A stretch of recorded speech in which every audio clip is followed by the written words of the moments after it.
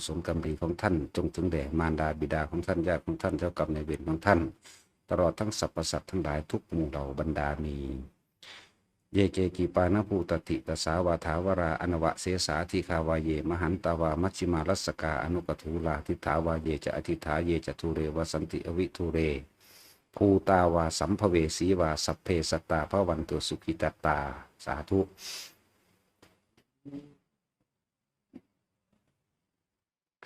หลังจากศาสตร์ที่เป็นมาเป็นพระเวสสันดรแล้วบ่แม่นได้ว่าบ่เกิดอีกอยู่เด้อถ้าสิรัดเอาเพิ่นจะลงมาผู้เดียวบัดนี้หลังจากเพิ่นทรงอันพระนางมัตสีปัญหาชาลีหรือพ่อหรือแม่ขึ้นสู่อันสันดุสิตเทพดุสิตเรียบร้อยแล้วสันดุสิตนั่นเป็นที่อยู่ของคนที่สร้างสาธารณประโยชน์หลังจากศาสตร์ที่เป็นพระเวสสันดรกับพระนางมัตสีแล้วเพิ่นก็ทรงคู่ทุกข์คู่ยากขึ้นสู่ดุสิตเรียบร้อยแล้วลงมาเกิดเองผู้เดียวเด้บัดเกิดเองผู้เดียวไหลไปไหลมาหลายอย่างจนถึงที่สุดก็เกิดเป็นกบินเป็นกบินฤาษีเกิดเป็นกบินฤาษีพอแม่ตายแล้วก็มาบวชแล้วก็อาทิตย์เดียวเท่านั้นแหละของคนมันมีของเก่าอยู่แล้วในเรียกว่าสำเร็จสมาบัติ8และอภิญญา5สั่นจนถึงที่สุดแล้วก็หมู่ในกรุงพาราณสีคือเก่าแหละศาสตร์ใดก็มีคือเก่าพาราณสีตัดสินพวกเจ้าเมืองของกรุงพาราณสีมีลูก14 คนอ้า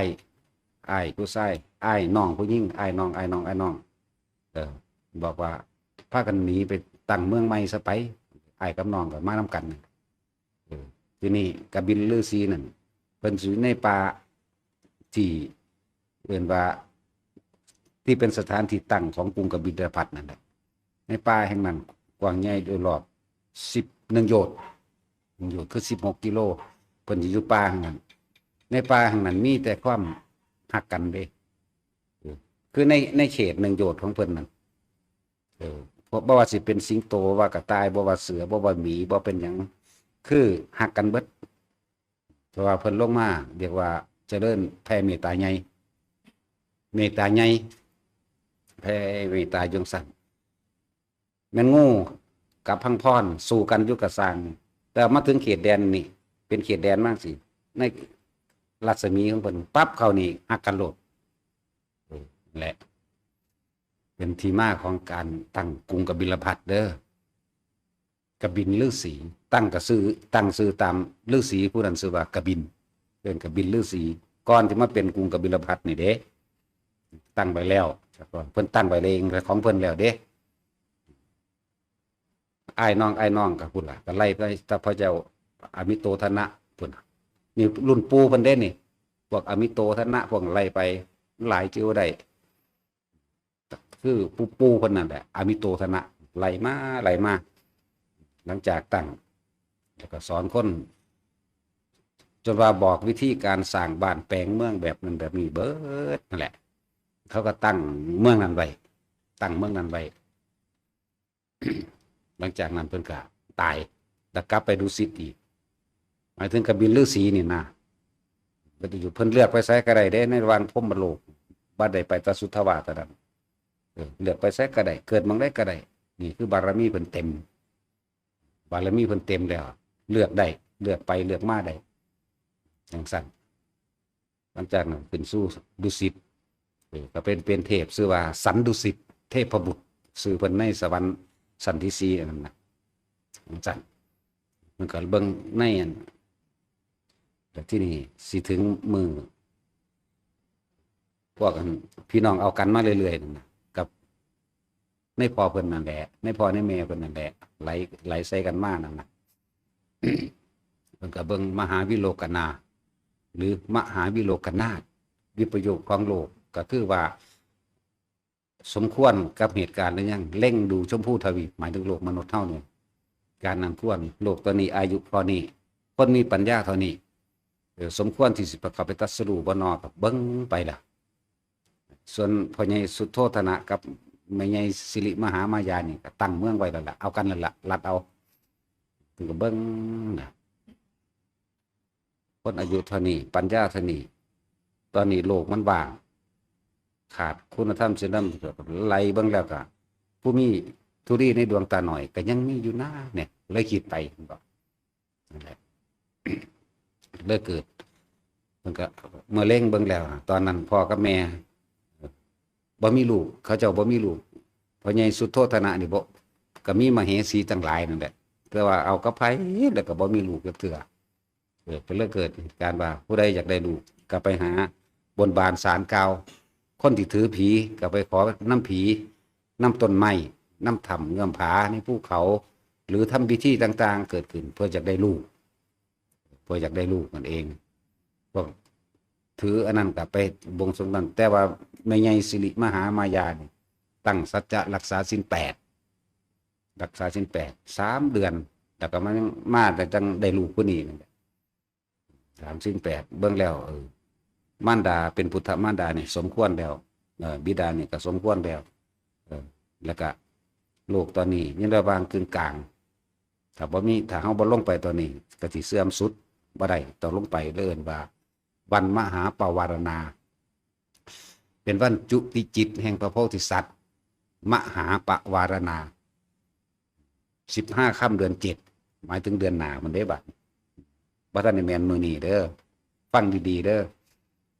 แต่ว่าจุติจิตแห่งโพธิสัตว์เรียกว่าวันมหาปวารณาจุติจิตคันธโพธรคือพระโพธิสัตว์สิลงสู่พระคันแห่งมารดา15 ค่ำเดือน 7แม่เพิ่นก็ฝันว่าได้ดอกบัวมั่งสร้างเผือกดอกบัวมาให้นั่นนี่มั่งก็สร้างเรื่องฝันเมื่อเพิ่นกำหนดได้แล้วว่าจะแล้วก็ลงมาจุติตามธรรมดาธาตุทั้งสี่หมายถึงธาตุของบิดามารดาธาตุสัมภวะรวมกันแล้วพ่อกับแม่ธาตุทั้งสี่รวมกันแล้วเกิดหัวหนึ่งแขน2ขา2ซ่องหัวใจหนึ่งเกิดขึ้นแล้วกราปะหมายถึงเป็นก้อนเนื้อคือเปสิกราปะหมายถึงหนังสมบูรณ์ดีแล้ว1 เดือนกับ15 วันเหมาะสมกับความที่สิจุติจิตของสัตว์ทั้งหลายเพิ่นก็อาศัยตัวนี้เหตุเรียกว่าธาตุสัมภวะหรือสัตว์ทั้งหลายประกอบกันขึ้นโดยธาตุทั้ง4เนี่ยเพิ่นก็อาศัยตัวนี้ครบแล้วก็จุติเรียกเคลื่อนที่จากดุสิตจากเสพสันดุสิตเทพบุตรลงสู่คันพระมารดาและจึงว่าในวันมหาปวารณาคุณของแม่จึงมีมากมายกว่าสิได้เป็นแม่ของพระพุทธเจ้าได้นี่มันบ่แม่นธรรมดาเด้หลังจากตุจิแล้วก็บ่ได้นอนน้ำผัวอีกเด้นั่นแหละจนถึงครบ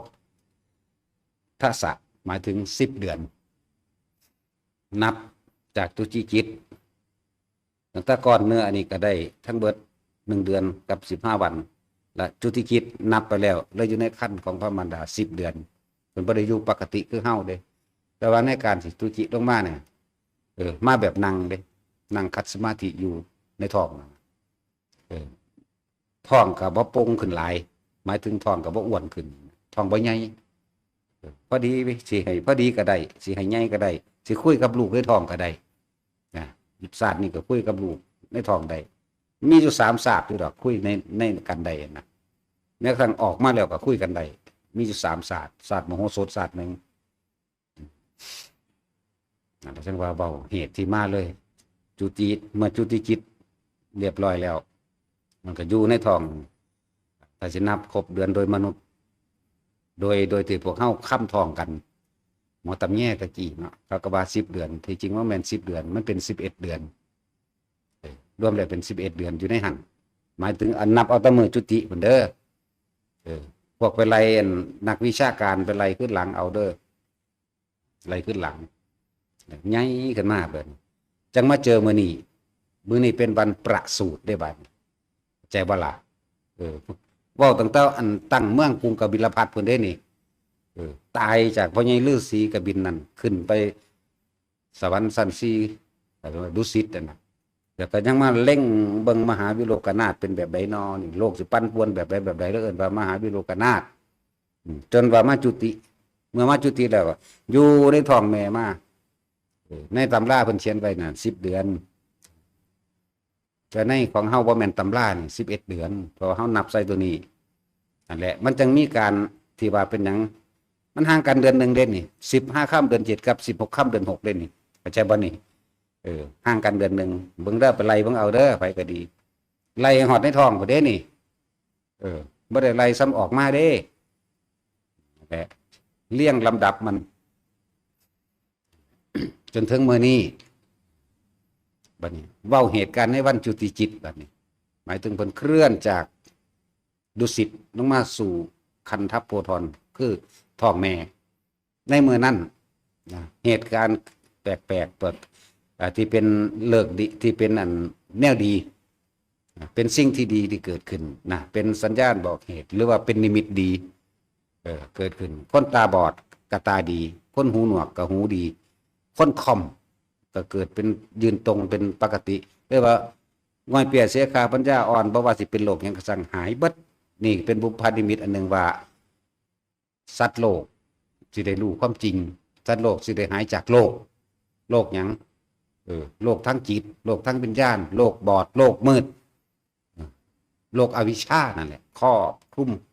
นั่นแหละคนตาบอดกับตาดีหูหนวกกับหูดีหน้าต่างเปิดเองทะเลก็สงบขึ้นทะเลก็สงบในเมื่อนั้นอีกขึ้นทะเลเหตุการณ์มันเกิดขึ้นถึง32อย่างสัตว์ที่เป็นศัตรูกันอย่างเช่นพังพรกับงูเห่าเป็นมิตรกันในเมื่อนั้นเป็นมิตรกันเลยคนกำลังเครียดกันด่ากันอยู่นี่เพิ่นจุติเศร้าเข้าสู่ซ่องหัวใจปึ๊บเศร้าด่ากันเลยหักกันเลยนั่นหมายถึงว่าความเมตตาได้เกิดขึ้นมีการช่วยเหลือพึ่งพาซึ่งกันและกันเกิดขึ้นความอิจฉาริษยาถูกถอนออกด้วยมุทิตาหมายถึงยินดีร่วมกันแล้วก็อุเบกขาคือขึ้นทะเลมันสงบใหญ่ว่าขึ้นทะเลมันสงบนี่แหละเหตุการณ์มันเกิดขึ้นทั้งเบิด32อย่างในเมื่อนั้นในวันจุติจิตนะ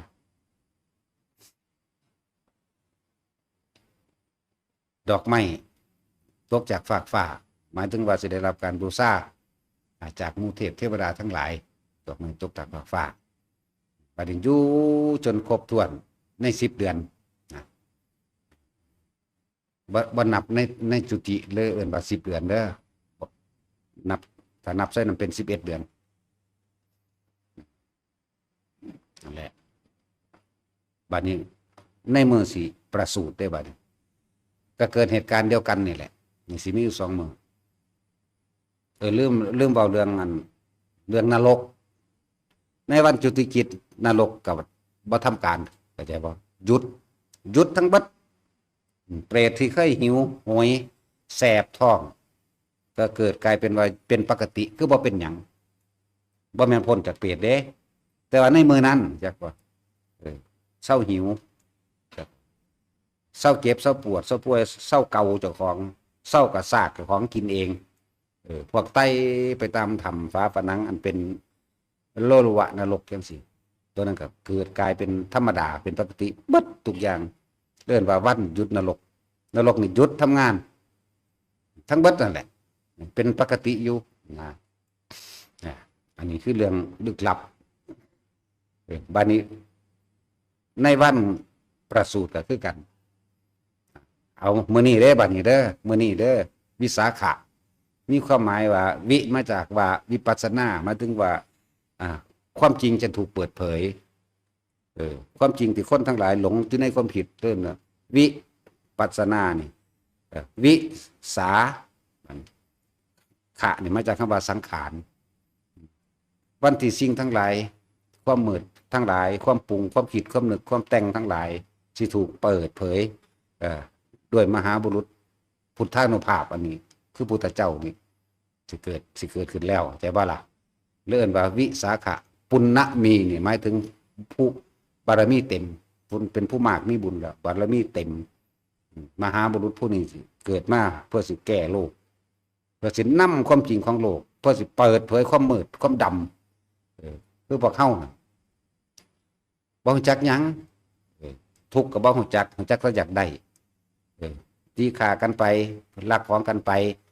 ก็บ่ฮู้จักว่าผู้อื่นสิทุกข์ย้อนแต่ว่าอยากได้แตะกูพอใจแตะกูผู้อื่นสิเป็นได้กระชังหรือเอิ้นดำมืดจังซั่น เรื่องว่าวันวิสาขปุณณมีเนี่ยมันมีความสำคัญที่ลึกล้ำยิ่งกว่าพวกเฮาเข้าใจอยู่เด้อเป็นวันสำคัญทางศาสนาพากันไปสวดมนต์ไหว้พระเวียนเทียนในเด้อเนี่ยความจริงมันลึกกว่านั้นเป็นวันที่โลกจะถูกเปิดเผยจากว่าล่ะตามความเป็นจริงเป็นวันที่คำว่าอนิจจังทุกขังอนัตตาจะเปิดขึ้นจะถูกเปิดออกด้วยมหาบุรุษองค์นี้จากว่าล่ะมหาบุรุษผู้มากมีบุญคือในไอ้ปุณณมีเนี่ยจากว่าปุณณะก็คือบุญนั่นแหละบุญเพิ่นเต็มแล้วนั่นแหละเปิดเผยแต่ในเหตุการณ์ในการเมื่อสิออกตามเท่าประเภทนี้ตะกี้คนสิออกลูกถ้าแม่นคนชาวบ้าน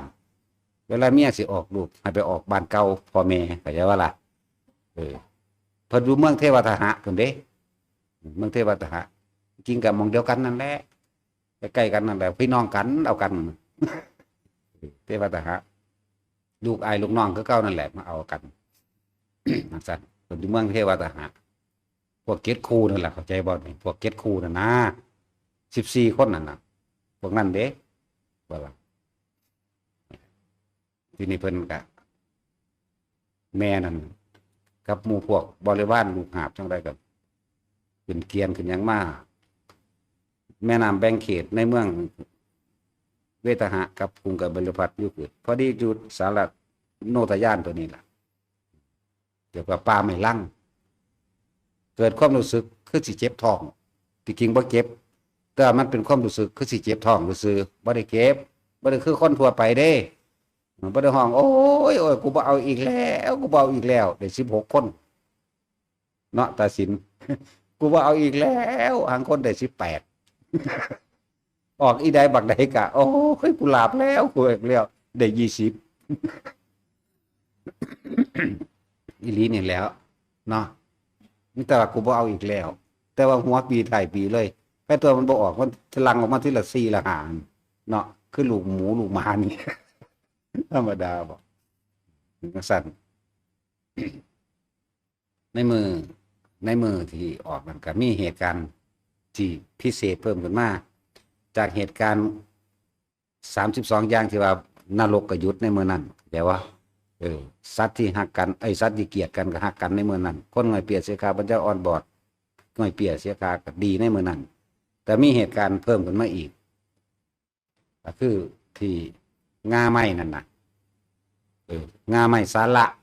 มันหนาวลงมาเองจับเพิ่นยืนออกเด้เพิ่นบ่ได้นอนออกได้ลูกอันนี้ยืนกังกะจักตัวตอนที่ออกเพิ่นก็เอาตีนทั้งคู่นั่นแหละออกมาเนี่ยออกมายืนเลยเด้ยืนกึกตีนของเพิ่นนั่นน่ะสิเหยียบพื้นพร้อมกันและเสมอกันหมายความว่าเพิ่นสิมีความรักเมตตาเสมอกันเปรียบดังว่ารักเทวทัตกับพระราหุลเท่ากันเข้าใจบ่ฮักลูกเจ้าของเองนั่นหมายถึงพระราหุลเปรียบเทียบกับพระเทวทัตผู้เป็นศัตรูนี่ฆ่าเพิ่นนี่เสมอกันเปรียบเด้อนั่นแหละแต่ว่าเวลาบัดนี้เพิ่นย่างได้เด้ย่างไป7 ก้าวแต่ว่าใส่เท้าขวาหันหน้าไปทางทิศเหนือแล้วก็ก้าวขวาก่อนก้าวไป1 2 3 4 5 6ก้าวที่7ก้าวขวานั่นแหละประยุทธ์พอดีแล้วก็ซ้ายมาปุ๊บเสมอกันอีกมายืนแล้วก็ยกนิ้วมือขึ้นก้าวอภิสวาจานั่นแหละเราจะเป็นเลิศในโลกเราเป็นผู้ใหญ่ในโลกจากว่าล่ะนั่นแหละภพนี้ชาตินี้จะเป็นชาติสุดท้ายของเรานั่นแหละก้าวเลื่อนว่าก้าวอภิสวาจาเป็นคำที่คมคีคำนี้สิเป็นคำที่คมคีคนตะกอนโบราณเขาสิถือพระพรหมจากว่าคนถือพระพรหมเด้ตะกี้แต่ว่าพราหมณ์ทั้งหลายกับบูชาพรหมนี่แหละไปเรียนตำราพรหมชาติ หรือว่าหยังแน่ละเขาจะมี3วีซ่าดอกตั้งแค่ว่าเป็นคำทองเอาขอร้องอ่อนวอนให้ผมมาซอยซื่อๆนั่นแหละลืมซื้อมาแล้วล่ะเฮาก็ว่าได้อยู่ดอกตะกี้ ลืมแล้วนั่นแหละจังเว้าคำนี้ว่าเราเป็นใหญ่ในโลกเราเป็นผู้เลิศในโลกแต่ชาตินี้จะเป็นชาติสุดท้ายของเรานำในขณะที่เดินไปนั้นไผประคอง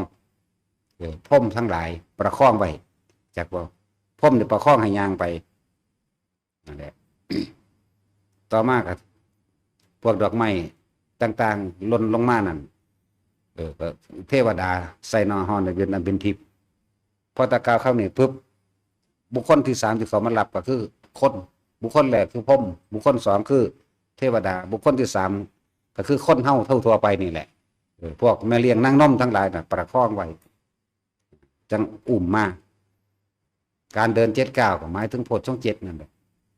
การเดิน7 ก้าวเพิ่นก็เลยองค์แห่งการตรัสรู้แล้วเพิ่นจังว่าให้พวกเฮาเลือกเฟ้นธรรมโพชฌังโฆสติสังคโตมีสติระลึกนึกถึงธรรมังวิจโยนี่เลือกเฟ้นธรรมที่สมควรกับการปฏิบัติง่ายเมื่อทำเลือกเฟ้นธรรมดีแล้วเนี่ยปีติมันก็เกิดปัสสติมันเกิดสมาธิมันเกิดปัญญามันก็เกิดตอนนั้นเป็นหยังล่ะปัญหายังลืมล่ะ นั่นแหละตรงสั้นแหละนี่ก็คือเหตุการณ์ในการเกิดของมื้อนี้จุติกิจก็เว้าแล้วเด้อแล้วก็มื้อนี้เป็นมื้อประสูติแล้วก็อีกมื้อนี้ก็เป็นมื้อตรัสรู้พร้อมจักว่าล่ะเดี๋ยวเว้าไปตามลำดับเอาเว้าไปตามลำดับหลังจากนั้นก็พุ่นละจนฮอด35 ปีแล้วยังไปบวช29 ปีไปบวช35 ปีตรัสรู้เด้อ29 ปีไปบวชได้ลูกผู้หนึ่งชื่อว่านายห่วงจักว่าจักนายห่วงบ่ล่าหุ่นนั่นแหละนายห่วงก็เลยภาษาเฮาล่าหุ่นไปว่าห่วงได้เกิดขึ้นแล้ว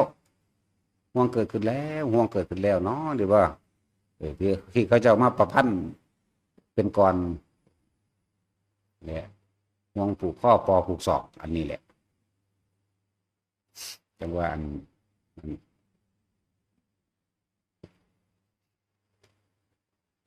35 ปีมือ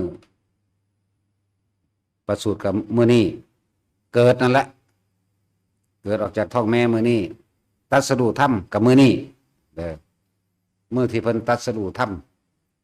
เว้าเหตุการณ์ตรัสรู้ธรรมทดลองมาเบิดทุกแบบแล้วยืนเดินนั่งนอนอดข้าวอดน้ำสารพัดแต่สิเฮ็ดทดลองมาเบิดจนถึงที่สุดแล้วมาไปนึกถึงไปเรียนน้ำอาราลดาบทอุตกาดาบทพวกนี้สำเร็จฌาน4พวกนี้สำเร็จอรูปฌาน4และเป็นสมาบัติ8เรียนมาแล้วแต่ว่าพวกนี้เอาความสงบที่เป็นอัตตามาถึงยึดติดความสงบผู้ติดกับติดอยู่สั่นเข้าใจว่าความสงบตัวนี้เป็นที่สุดแห่งทุกข์แล้วมันบ่ไปรับรู้หยังอีกเลยว่าติดความสงบฝึกตนเองหลายอย่างที่เฮาเห็นที่เขาเจ้าปั้นรูปโครงกระดูกอันนั้นอันนี้แน่นั่นน่ะเพิ่นอดข้าวได้นะอดข้าวอดน้ำจนถึงว่ากินน้ำหยดเดียวจากยอดหญ้าคาที่มันเดือดหมอกเอาลิ้นแลบเอาเท่านั้นเวลาหิวคักๆจังสิอ้าปากแลบลิ้นออกเพื่อให้ดึงอากาศดึงเอาให้มันเป็นน้ำในลิ้นก็ได้จังซี่นะเริ่มต้นตั้งที่แรกก็กินขี้งัวขี้แพะก็กินเด้พวกเจ้าเอ้ยพวกเจ้าพวกเฮาบ่ได้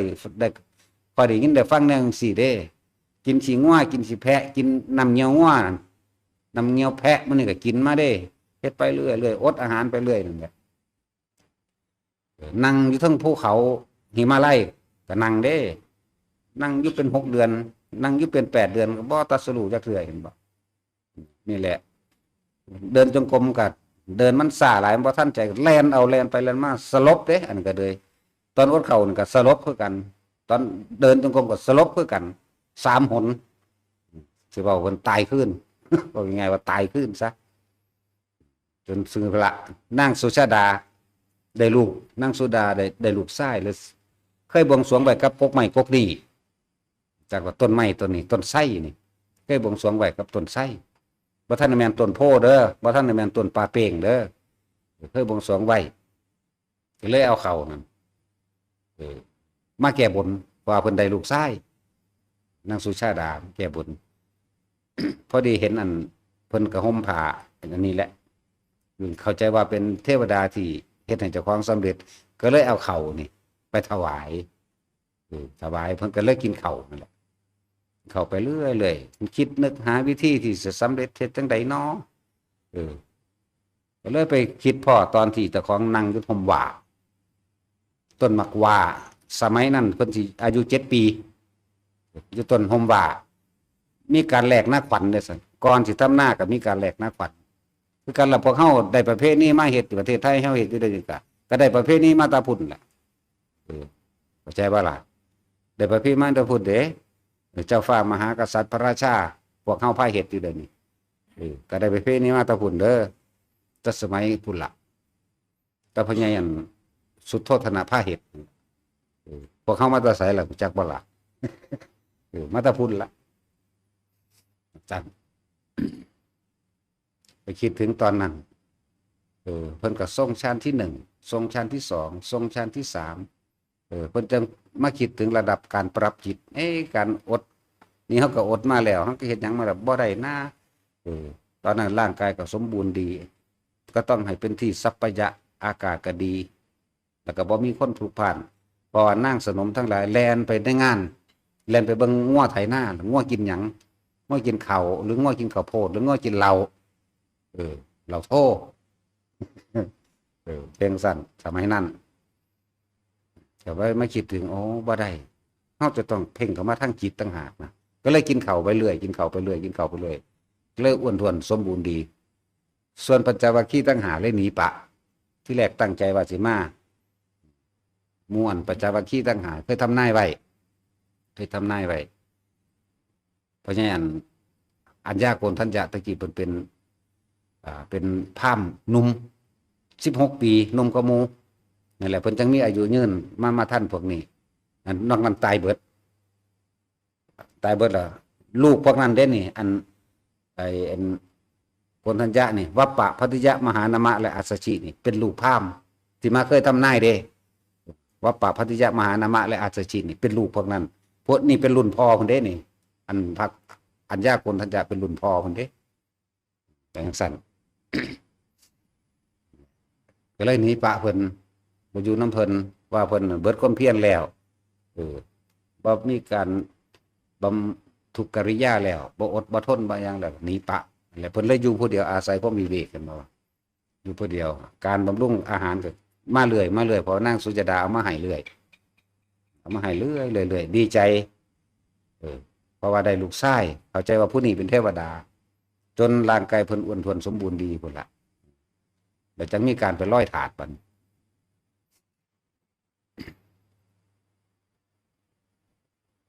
โอ้ยเท่าขี้ไล่ขี้ไล่ก็บักหาม นั่งมึงจะตีงบัดนี้เหลือแต่แขวปันมือเพิ่นสิตัดสินใจในการขึ้นสู่โพธิบัลลังก์ก็เลยเอาถาดทองที่นางสุชาดาเอาเข้ามาถวายเป็นกินปั่นเข้าไปเท่าใด49 ค่ำปั่นกินนะคือบอกว่า48หรือคือว่า49เนาะแม่นบ่ว่าแท็กซี่กูก็จำบ่ได้เด้49บ่19ป้าตัวคือกินหลายแท้เนาะก็สิแม่นอยู่ดอกว่าแม่นอยู่ดอกเว้าถามหลวงพ่อซ่าจำได้ก็ว่ากินจะค่ำ20 กว่าแล้วครับว่าซั่นสวดรวดสแต็กยังกระดอยว่าเฮากินเป็ด8 ค่ำเฮาก็อิ่มแล้วนั่งแซ่ไว้ซื่อๆย่านหมู่นี้ย่านหมู่บ่กล้าอยู่โดนซื่อๆเด้นั่น อย่างมือสิตัดสลู แล้วก็ได้รับยาฆ่า8 กรรมจากโสธิยพราหมณ์ที่เกี่ยวหญ้ามาพอดีเลยเพิ่นย่างสวนกันจากแม่น้ำหลังจากเอาถาดไปลอยน้ำแล้วในตำราบอกว่าถอดในตำรานี่บอกว่าถาดทวนกระแสน้ำเห็นบ่ในตำราว่าถาดทวนกระแสน้ำขึ้นไปไหลไป น้ำมันไหลลงแต่ว่าธาตุนี่ไหลขึ้นเข้าใจบ่นี่ในตำราว่าจังซั่นไประยะหนึ่งแบบหลุมลงมันจมลงแต่ว่าความจริงเขาสิเว้าความจริงบัดนี้มันบ่ได้ท่วนกระแสน้ำเด้อไหลไปตามกระแสน้ำที่ไหลลงสู่ที่ต่ำและไปในระยะหนึ่งถูกคลื่นกระทบหมายถึงว่ามันไปถึงบางบนมันเป็นสายไกลนั่นนะไหลไปเพิ่นก็เลยคิดได้โดยเพิ่นเห็นเอาเองเด้จักว่านี่เฮากำลังฝืนธรรมชาติเข้าใจบ่นี่เฮากำลังฝืนธรรมชาติที่เฮาทำทุกกิริยาของตัวเองเพื่อสิบรรลุมันเป็นไปบ่ได้เพราะว่าทุกอย่างมันเกิดจากจิตเนี่ยเห็นล่ะเพิ่นสิคิดมันต้องแบบนี้นะก็เลยพิจารณาแล้วธาตุนี่ลอยไปตามน้ำไปฮอดหม่องใส่ใกล้พอดีนี่โดยธรรมชาตินะเฮากำลังฝืนธรรมชาติที่ตอนนี้เลยเข้าใจว่าตามธรรมดาแล้วน้ำก็ไหลลงสู่ไปที่ต่ำไปแล้วนี่เป็นธรรมชาติของมันเฮาสิไปฝืนธรรมชาติโดยร่างกายเฮาบำเพ็ญแบบนี้แม้แต่สิตายก่อนนั่นไปในระยะของหนึ่งมันก็ถูกใส่ไกลหมุนปุ่มลงไปตารางยางขึ้นมาบัดนี้พอตะยางขึ้นมาแล้วก็สวนกันกับโสติยภาพก็เลยถวายเอาหญ้า8 กำหญ้าค่า8 กำให้หญ้าค่า8 กำให้ผมก็เลยเอาหญ้าค่ามาปูก็เลยอธิษฐานโพธิบัลลังก์นี่แหละมันก็สูงขึ้นจักน้อยนั่นแหละมันบ่ได้เท่านั้นโยเท่านี้โยดอกสูงขึ้นธรรมดานั่นแหละเพราะว่าอย่างตะกี้เพิ่นนั่งอยู่ต้นไส้แม่นบ่บัดนี้เพิ่นยับไปต้นไม้ไปต้นโพได้บัดนี้ต้นโพเดี๋ยวนี้ตะกี้เอิ้นไม้ปลาเป้งได้ว่าได้เอิ้นว่าต้นโพเด้เก่าก็นั่นเอิ้นว่าอัศถพฤกษ์จักบ่ล่ะตะกี้เอิ้นว่าจังซั่นไม้สำหรับมหาบุรุษอาสะสัตตพฤกษ์สัตตมหาบุรุษเข้าใจบ่ตะกี้เอิ้นว่าจังซั่นเด้มาระยะพันปีจักหน่อย1,200 ปีนี่จังเอิ้นปลาเป้ง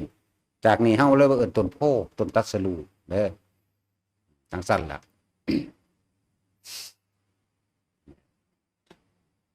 เมื่อเพิ่นเข้าใจธรรมชาติแล้วว่าฝืนแล้วอันเกิดจากถาดร้อยน้ำของเพิ่นเองเด้บ่แม่นเทวดามาบอกเข้าใจบ่นี่บ่แม่นเทวดามาบอกมาดีดพิณ3 สายให้ฟังบ่แม่นเด้อก็สั่นมันก็ต้องมีผู้ใดผู้หนึ่งสอนให้ผู้หนึ่งเป็นพระพุทธเจ้าแม่นบ่ซั่น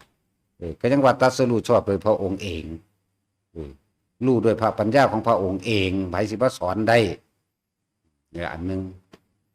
นั่นแหละเมื่อขึ้นโพธิบัลลังก์ทั้งใดแล้วแต่ว่ามารมาอีหลีเด้อยากว่ามารปะระนิมิตวติมารตะกี้เคยเป็นเสี่ยวกันดอกเสี่ยวกันสมัยเกิดเป็นคนเลี้ยงม้าเป็นเสี่ยวกันพระปัจเจกเพิ่นอยากได้หญ้าไปมุ่งไปฉาบไปแอมเจียวหญ้าได้4 กระสอบผู้ละ2วันนี้ผู้นั้นปวดท้ายเลยไปท้ายกลับมาแล้วพังพุทธเจ้าเฮานี่ก็เลยเอาหญ้านี่ถวายพระปัจเจกหมอนั้นออกมาแล้วก็เลยว่าคือบอกของเฮาถวายนำตัวยันเฮาได้ดีบ่เลยเถียงกันเลยผิดกันกูสิตามรังควานมึงเด้อบ่แม่นกูอาฆาตแบบฆ่าตายคือเทวทัตเข้าใจบ่เป็นแค่ก่อกวนซื่อๆเป็นตัวทดสอบซื่อๆดอกอันนี้นี่แหละ หลังจากขึ้นสู่โพธิบัลลังก์แล้วตะกี้เทวดามันมีอยู่แล้วที่มาห่มหอมเพิ่นจักว่าล่ะมีอยู่เด้เพราะที่ในของเพิ่นนั่นเรียกว่า16โกฏของพระพุทธเจ้าโคดมเฮานี่เป็นเทวดาที่ติดตามกันมานั่นแหละติดตามกันมา16โกฏเพราะว่าเคยสร้างความดีมาแล้วก็บางพวกก็ได้โสดามั่งสกิทาคามั่งได้มาตั้งสมัยพุทธเจ้าองค์อื่นๆพุ่นละแต่ว่าผู้นี้เป็นผู้นำมานี่แหละที่ว่าพระโพธิสัตว์มีเทวดาติดตามหลายเด้อเพราะเคยทำความดีมานำกันเลยนำปกป้องกันเป็นแบบนี้บ่ว่าสิเป็นอินทร์บ่ว่าสิเป็นพรหมนะและเพิ่นก็ขึ้นสู่โพธิบัลลังก์อธิษฐานโพธิบัลลังก์ว่าท่านเนื้อในกายนี่เหือดแห้งแม้สิตายใจขาดไปก็สั่งเถิดเฮาสิบ่ลุกจากบัลลังก์อันนี้เป็นเด็ดขาดตายก็ตายนั่นสละอะไรเห็นบ่ล่ะตายก็ตายขึ้นบัดเวลา6 โมงแรงถึงทุ่มนึงน่ะมาละบัดมาเถียงกันจักว่ามาเถียงกัน บัลลังก์นี่บ่เหมาะสมกับเจ้าบัลลังก์นี่เป็นของข่อยมีฤทธิ์มีเดชมีมากกว่าแบบนั้นก็คุยกันเถียงกันอยู่พอแห้งแหละแต่ว่าผู้ใดสิเป็นพยานปารานิมบอกว่ากับลูกน้องเจ้าของมันบ่ล่ะที่เบิ่มมาก่อนที่แรกเบิ่มเพชรเป็นฝนห้าฟ้าแดงพวกอินพวกพรหมทั้งหลายที่เคยปกปักรักษาที่เคยทรงสองสาธุการมานำกันร้อยหนีเบิดพระพรหมหนีขึ้นไปสู่วิมานของตนพระอินทร์ได้จักหลายๆแล้ววิษณุก็ได้ธนูก็ได้วิสอนมั่งยังมั่งหนีไปของไผของมันพวกนาคพวกขุดหนีเข้าสู่สุบันพวกคนท่านก็หนีไปสู่บ้านเมืองของตนเองเลยเหลือแต่เพิ่นผู้เดียวเพิ่นระลึกนึกถึงบารมีเพิ่นได้ที่เพิ่นเอานิ้วมือ4ลงไปนะนิ้ว4ลงไปนี่บ่ได้เอานิ้วกลางเอานิ้ว4ได้4มือเพิ่นเสมอกันนิ้วมือเสมอกันนิ้ว4ลงไปว่าเฮาเคยทานเลือดทานเนื้อมากยิ่งกว่าเม็ดดินเฮาเคยทานเลือดนี่มากยิ่งกว่าน้ำในทะเลทั้ง4แห่งโลกทั้ง4ครับนั่นแหละเพิ่นใส่สัจจะได้นี่เคยทานดวงตามากยิ่งกว่าดวงดาวบนท้องฟ้าไล่ไปนั่นแหละ เถียงกันไปเถียงกันมาแล้วครับม่านกันยิ่งจักบ่เพิ่นทรงชาญได้บ่เพิ่นเข้าที่แรกเพิ่นเข้าก่อนแล้วเพิ่นออกมาแล้วเพิ่นทรงไว้เพิ่นอยู่ในลมหายใจเด้ออานาปานสติได้บาดนี่ อยู่ในลมหายใจนั่นแหละพวกนั้นก็ยิ่งหอกดาบเล้าแหลมธนูมาอันเรื่องว่านั่งธรณีปัดไปเลยเด้อบ่แม่นเด้อบ่แม่นเด้อนั่งธรณีมาม้วยผมเอาน้ำไหลหนีขนาดพอพรมยังร้อยหนีเหาะหนีแม่นบ่นั่งธรณีมันเป็นไผดนคือสิเก่งแท้นั่งไม่นั่งตานี่พระอินทร์ก็ยังได้อาวุธของตนหนีขึ้นสู่วิมานของเจ้าของเองวิษณุทั้งหลายก็ยังหนีไปหลายพวกดอกสิไลซื้อเขาว่ามันสิศูนย์ก่อน พวกพญานาคว่าเก่งว่าฤทธิ์ว่าเดชมุดลงดินไปอยู่ในวิมานของตนเปิดพระแกหน้าต่างเอามือบังห่างๆแม่เบิ่งดูไผสิสู่เบิ่งดูไผสิสู่โอ้ยเห็นแล้วล่ะปานนั้นเฮายังไปถืออยู่เนาะกูถือแม้แล้วกูต้มกินเท่านั้นเด้ จังซั่นแล้วมันก็มีอยู่ดอกสิ่งเหล่านั้นแต่ว่าเฮาบ่ได้สนใจว่าเขาสิเสกนั่นนี่ให้เด้อนั่นแหละในสุดท้ายแล้วเพิ่นก็อาศัยสัจจะของเพิ่นเองที่ว่านี่บริจาคดวงตามากยิ่งกว่าดวงดาวบนท้องฟ้าในสายตาที่มองเห็นในจักรวาลอันนี้จากว่าจักรวาลนี่เด้ว่าเอาจักรวาลอื่นถือว่าร้อยโกรธจักรวาลก็ว่าไปได้อยู่แต่ว่าเอาจักรวาลนี้บริจาคเลือดแบบนี้บริจาคเนื้อแบบนี้ให้ชีวิตเป็นทานแบบนี้จนถึงที่สุดเฮาให้บุตรและภรรยาเป็นทานก็เพื่อปรารถนาเพียงพระโพธิญาณนี้เท่านั้นบางนี้แหละมันแห้งเข้าใจบ่ล่ะนั่นแหละบางนี้แหละมันเป็นเองเรียกว่าบุญจริตของเพิ่นเองได้ว่าเกิดกลายเป็นสิ่งที่เหนือสิ่งอื่นใดคือบุญจริตเกิดเป็นล่มเป็นควันนั่นแหละพัดหมู่พยาบาลแตกออกนี้เบิดนั่นแหละมันมาแบบนี้ใจบ่ล่ะแล้วเพิ่นก็จับสู่อานาปานสติของเพิ่นนั่นแหละก็ตัดสรุป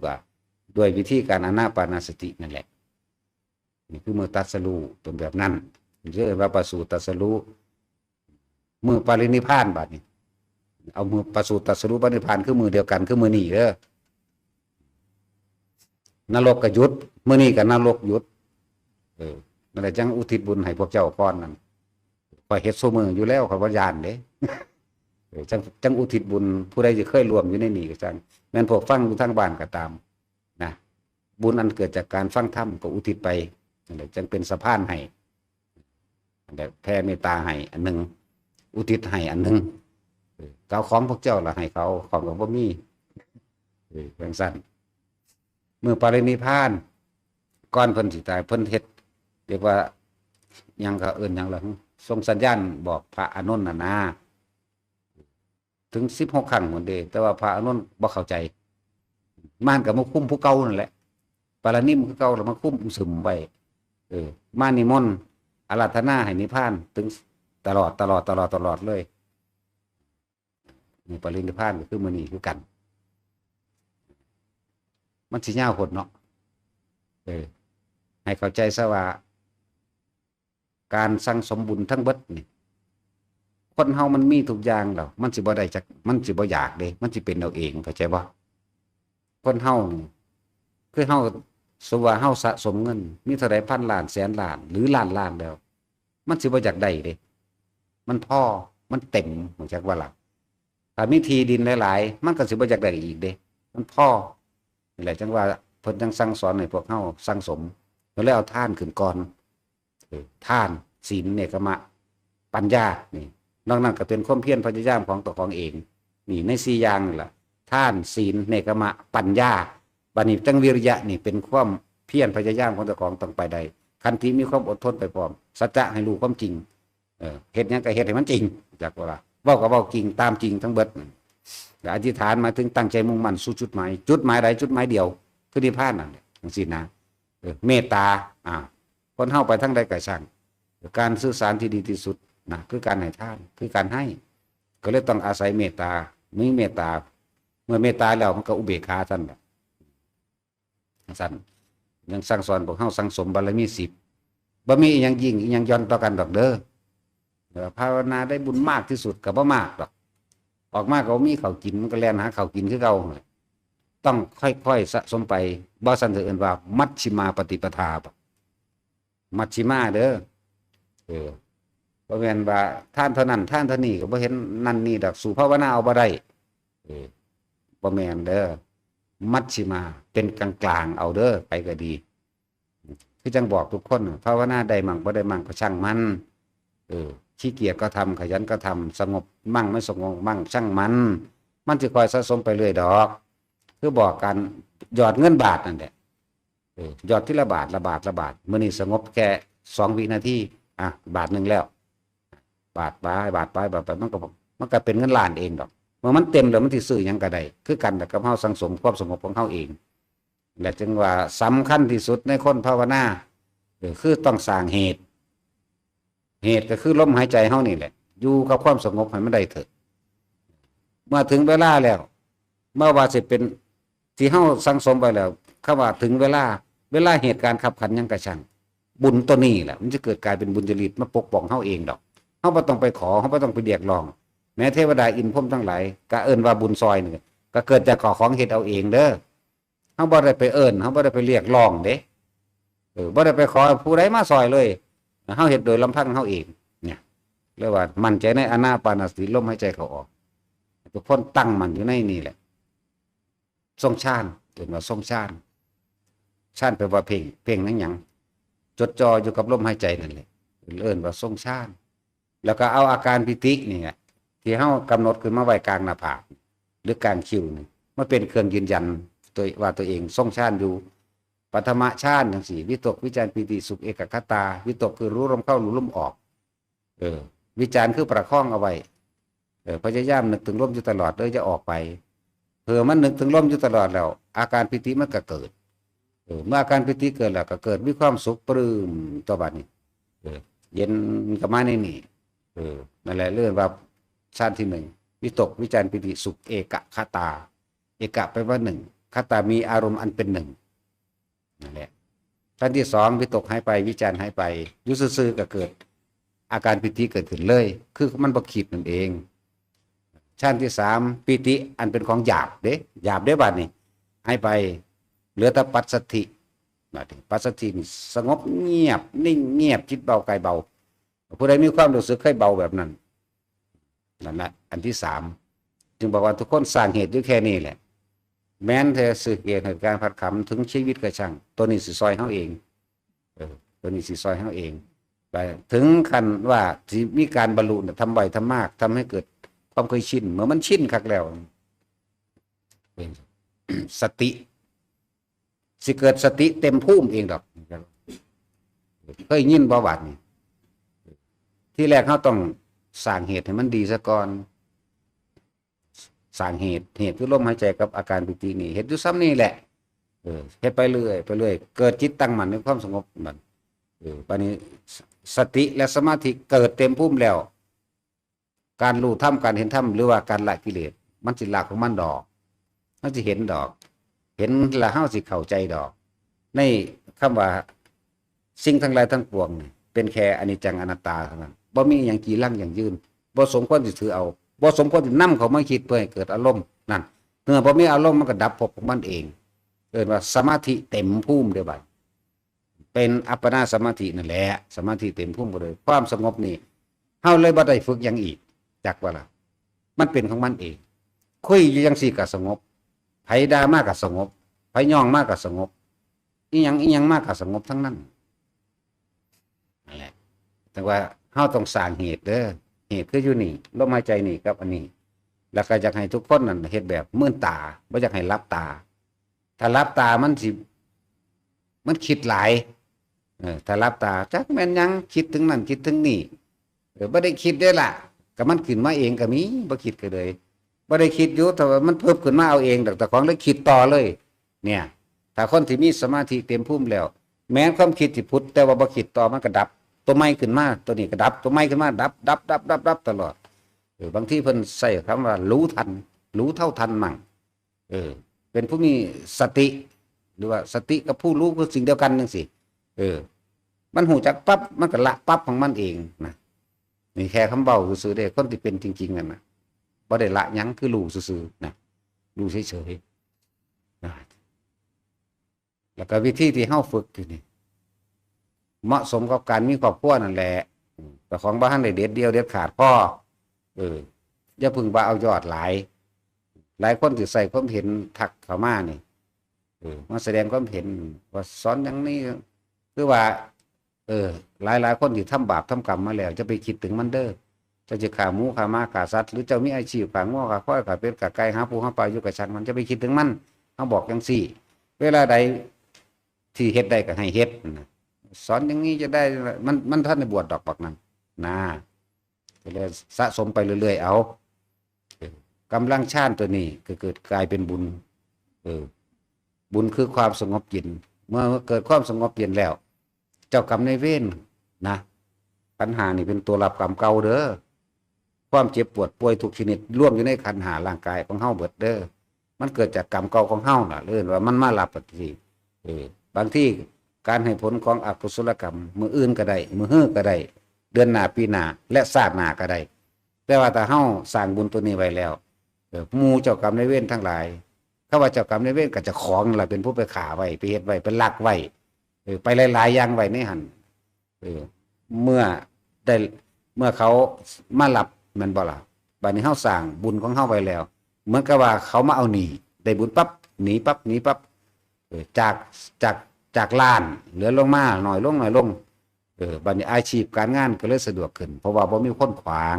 คือเฮาใส่หนี้นำนี่แหละอันนึงที่บอกว่าคนใดขายของหรืออาชีพหยังก็สร้างเพราะเฮ็ดได้เฮ็ดโลดมันบ่ได้เสียหายดอกเด้อให้เฮ็ดมื่นตาถ้าสิว่าไปนั่งสมาธิก็สิอยากอายคนเนาะอีหลีเด้ถ้าทำความดีอยากอายย่านเขาว่าคำครึย่านเขาว่าโบราณย่านเขาว่าหยังบ่จักซะแล้วล้าสมัยบ่เขาว่าเนาะธรรมะนี่ล้ำสมัยเด้ถ้ามันชินกับธรรมะนิพพานเบิดแล้วได้ไปก็ดีแม่นว่าล่ะสั่นตัวสิอยากอายหามแหงหยังเนาะว่าจังซี่โลดเด้แต่สิทำความดีนั่นโลดแต่นั่งตำคงเว้าพื้นกันนี่มันเป็นหยังคือบ่อยากอายเนาะพวกกินเหล้าน้ำกลางถนนหนทางเปิดเพลงดังๆมันเป็นแม่มันยังคือบ่อยากอายซั่นเนาะมึงว่าความดีบ่นั่นน่ะสงบบ่นั่นถ้าว่าสิมาวัดนี่โอ้ยเดี๋ยวคุณแล้วพี่อย่างผู้นั้นว่าผู้นี้ว่าโลดเนาะจังซั่นแหละก็เฮ็ดนำป่านนี้พวกเฮาสิเคยทุกคนบ่เคยทำผิดบ่มีจักคนดอกว่าซั่นบ่เกิดดอกผิดเบิดนั่นล่ะไผก็ดีเคยกินเหล้าเมายาเคยฆ่าเคยลักมีเบิดเคยเฮ็ดผิดเบิดทุกอย่างแหละนะถ้าเวลาใด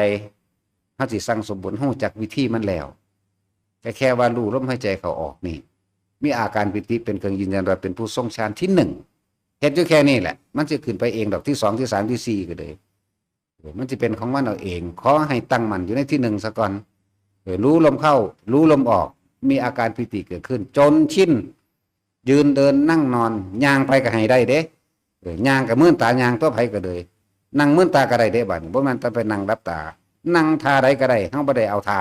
เข้าใจบ่ล่ะเฮาเฝ้าสังเกตจิตเลยเบิ่งความคิดของเฮาเองจะเกิดความรู้สึกบ่เองเนี่ยเบิ่งตัวนี้นั่นแหละ เมื่อคนมันมีความสงบแล้วเนี่ยสะสมเอาตัวมื้อละน้อยมื้อละหน่อยคือจังเฮาหยอดเงินมื้อละบาทนั่นแหละจากนี้ไป3 เดือนก็90 บาทเอาได้ล่ะเนาะสั้นๆตัวเฮ็ดไปเรื่อยๆใน3 เดือนเดือนที่4ก็รับผลของมันเองดอกการเงินการงานก็ดีขึ้นเห็นบ่ล่ะคนมันมีบุญแล้วมีความสงบแล้วบัดนี้เทวดาอินพรหมทั้งหลายหรือญาติๆของเฮาเองก็ได้รับส่วนบุญเขาก็มีกำลังซอยเฮาเจ้ากรรมนายเวรก็ถอยคนดีก็สนับสนุนคือกันเห็นบ่ล่ะนั่นแหละจึงบอกว่าเหตุแห่งความสมปรารถนาในโภคทรัพย์ด้วยอานาปานสติจากว่านี้มันมาแบบนี้เฮาต้องสร้างเหตุเดี๋ยวมันจังมาเฮาบ่สังเกตคิดถึงบ่อันคือหลวงปู่มั่นหลวงปู่บัวเฮานี่เพิ่นไปเฮ็ดหยังเอาเพิ่นบ่ได้ไปค้าขายหยังเด้คนคือท่านนี่เพิ่นเอาแม่นบ่ล่ะเหตุมันสมบูรณ์ดีแล้วเพิ่นบ่อยากได้เด้บัดนี้มันคือได้บัดนี้เพิ่นบ่ได้ไปสร้างโบสถ์สร้างศาลาสร้างวัดสร้างว่าอยู่ไสใดมากมายเด้เพิ่นสร้างลมหายใจเพิ่นเองนั่นแหละเห็นบ่เพิ่นฝึกด้วยตัวของเพิ่นเองนั่นแหละอย่างอื่นสมบูรณ์หมดแล้วคนมีบุญจักว่าเจ้ากรรมนายเวรก็ได้หนีของเขาแล้วเขาก็หนีไปเทวดาอินพรหมเขาอยู่ใกล้เขาก็ได้รับความประโยชน์สุขจากคนมีบุญเพราะนั้นนี่จังว่าเฮ็ดไปเถอะเมื่อถึงเวลามันสิเป็นเองดอกจะไปเอาแต่ผลหลายจะหวังเอาผลหวังนั่นแหละคือความอยากจักว่าล่ะโลโภธรรมนังปริปันโธความอยากของตนเป็นอุปสรรคของตนเองเด้แต่เฮ็ดให้เกิดความสงบบ่ได้นั่นแหละแต่ว่าทุกคนเฮ็ดอยู่แค่นี้แหละลมหายใจกับอันนี้แหละเดี๋ยวมันสิเป็นเอาเองดอกขั้นที่2ลมหายไปย่างไปซื่อๆเนี่ยเอ้าคือนึบขึ้นว่าคนขับรถก็คือนึบขึ้นว่าจังซี่นะเดี๋ยวมันสิคืบคลานไปของมันเองแต่ว่าทุกคนสร้างเหตุให้มันได้ก้าวแรกให้มันเป็นแต่ก้าวแรกบ่ได้ดอกก้าว2มันบ่ไปดิจักว่าล่ะเอาจนชินจำนานอยู่นี่แหละมันสิขึ้นมาเองมันสิเป็นของมันเองไปดอกเรื่อยเกิดสติหรือปัญญามันก็สิพัฒนาในความเพียรของเจ้าของนั่นแหละเด้อมันทั้งสิฮู้ดอกเห็นอนิจจังเห็นอนัตตาเห็นแบบใดเห็นความเกิดเห็นความดับเป็นแบบใดบ่ควรเข้าไปยึดแบบใดความเพียรของเจ้าของเองน่ะสิสอนเจ้าของเองนั่นแหละทุกคนมั่นใจในนี้ประสูติตรัสรู้ปรินิพพานพอจบแล้วคำว่าประสูติตรัสรู้แล้วก็ดีถ้าเว้ามันเว้าบ่เบิดเด้เมื่อปรินิพพานเกิดเหตุการณ์นี้ยังขึ้นจังซี่มันก็เว้าบ่เบิดดอกมันสิหลายโพด แต่ว่าทุกคนให้เห็นอันนี้บัดนี้เพิ่นเป็นมหาบุรุษพุทธานุภาพที่มีความยิ่งใหญ่ขนาดใดเนาะเป็นผู้ปราดเปรื่องเรื่องปัญญาขนาดใดสุดท้ายต้องตายเข้าใจบ่ล่ะตายบ่ตายบัดนี้พระโมคคัลลาภาษาลูเป็นผู้เลิศประเสริฐโดยปัญญาพระโมคคัลลาเป็นผู้เลิศประเสริฐโดยฤทธิ์ตายบ่ตายนี่แหละจึงบอกว่าสิ่งทั้งหลายทั้งปวงบ่มีอันใดอันหนึ่งจีรังอย่างยืนสักอันสักอย่างหนึ่งเลยการเกิดเป็นทุกข์แม่นบ่ทุกข์เพราะว่าหยังหิวร้อนหนาวเจ็บไข้ได้ป่วยนี่แหมเห็นอยู่นี่แหมทุกชาติศาสนาบ่ได้เกี่ยวกันเด้นี่คือความจริงนี่คือธรรมะบ่ได้เกี่ยวกันกับว่าศาสนานั้นจังป่วยบ่ศาสนานี้บ่ป่วยบ่แม่นบ่บ่พัดพรากจากของที่รักบ่คนหักตายมันบ่ให้บ่ห้องนำกันบ่ศาสนาใดก็เลยนี่เพิ่นจึงบอกว่าเป็นมื้อที่ธรรมะหมายถึงความจริงของโลกได้ถูกเปิดเผยแต่ว่าล่ะเลิ่นว่าวิสาขะสิ่งทั้งหลายทั้งปวงได้ถูกเปิดเผยออกแล้วอวิชชาได้ถูกเปิดเผยจากว่าล่ะนั่นแหละจะเอิ้นวิสาขะอย่างเช่นประสูติตรัสรู้และปรินิพพานในมือเดียวกันอย่างสั้นเอาสมาทานผลของการเล่น